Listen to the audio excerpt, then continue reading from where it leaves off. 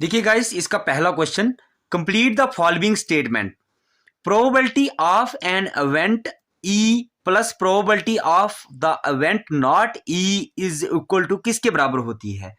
तो आपको पता होना चाहिए ये होती है 1 के बराबर। ठीक है ना, ये 1 के बराबर आ जाएगी। और दूसरा देखते हैं, the probability of an event that can not happen, जिसमें कुछ भी नहीं होगा। ठीक है ना, तो वहां पे क्या आ जाएगा? 0 आ जाएगा। उसको हम क्या कहते हैं? Such as event is called. अभी हमने उसमें पढ़ा इंट्रोडक्शन क्लास में, तो देखिए वहां पे क्या पढ़ा हमने, उसको कहते हैं हम I am impossible, impossible event कहते हैं उसको। ठीक है, तभी तो मैं कहता हूं आपने पहले इंट्रोडक्शन क्लास को पूरे ध्यान से देख लेना है, उसके बाद आपको क्वेश्चन करने में बहुत ही आसानी हो जाती है। The probability of an event that is certain to happen is called, जिसमें कुछ होगा तो वो किसके बराबर आती है? 1 के बराबर आती है। उसको हम क्या कहते हैं? Such as event is called. हमने अभी पढ़ा श्योर इवेंट उसको कहते हैं। क्या कहते हैं?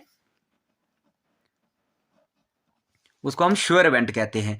The sum of the probabilities of all the elementary events of an experiment is किसके बराबर होता है? वो 1 के बराबर आएगा ना।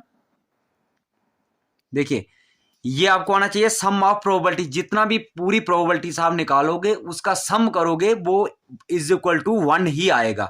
The probability of an event is greater than or equal to, अभी हमने पढ़ा किसके बराबर होता है? 0 के बराबर। And less than or equal to 1 के बराबर होता है। ये आपको आपका पहला क्वेश्चन कंप्लीट हुआ। अभी हम दूसरे क्वेश्चन की ओर चलते हैं। ये है बच्चों इसका दूसरा question, which of the following experiments have equal likely outcomes? Explain करो इसको। A driver attempts to start a car, the car starts और डज नॉट स्टार्ट्स। देखिए इसका आंसर क्या होगा? It is not an equally likely event as it depend on the various factors such as whether the car will start और not, and factor for both the conditions are not the same.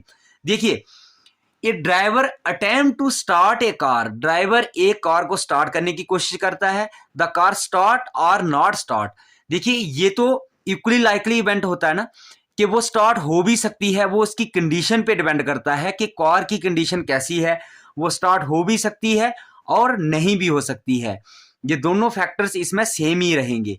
दूसरा part देखते हैं, a player attempt to shoot a basketball, she he shoots और misses the shot. अब देखिए यहां पे एक प्लेयर है, वो बास्केटबॉल को शूट करता है, तो शी शूट्स और मिसिस द शॉट। वो क्या उस शॉट को मिस कर देता है या शॉट लगा पाता है? It is not an equally likely event as it depend on the player ability and there is no information given about that. देखिए अब उस प्लेयर की एबिलिटी पे डिपेंड करता है कि वो उसको शॉट लगा पाता है या नहीं लगा पाता है।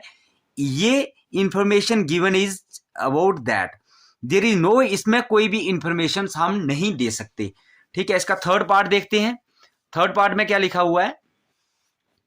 A trial is made to answer a true false question, the answer is right और wrong. It is an equally likely event. देखिए ये भी इक्वली लाइकली इवेंट है।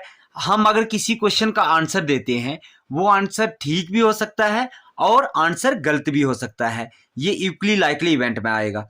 A body is born, A baby is born, it is a boy और a girl.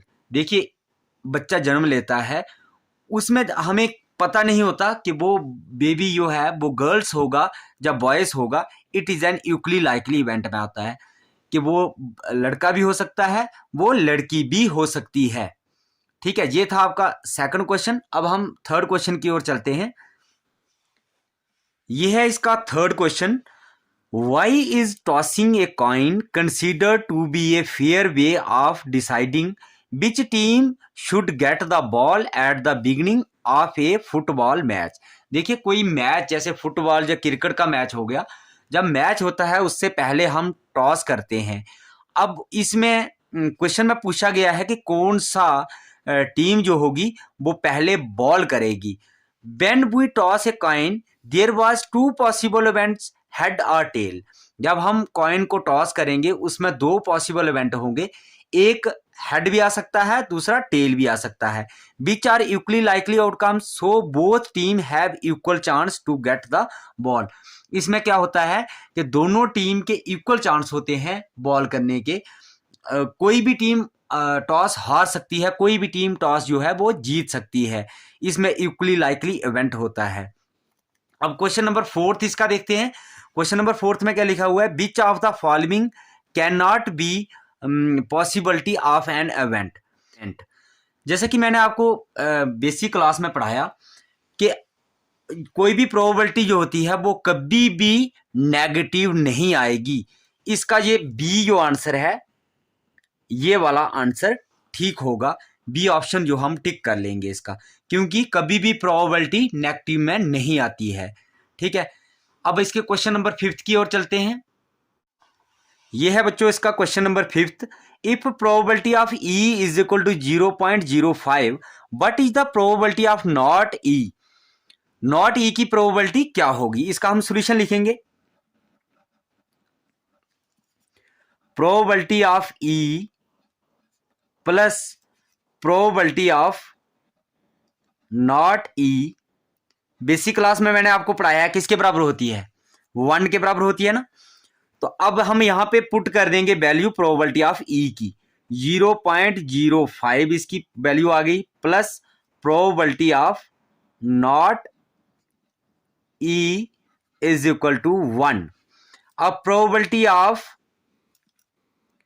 Not E is equal to 1, इसको इस side ले जाएंगे, -0.05 आ जाएगा।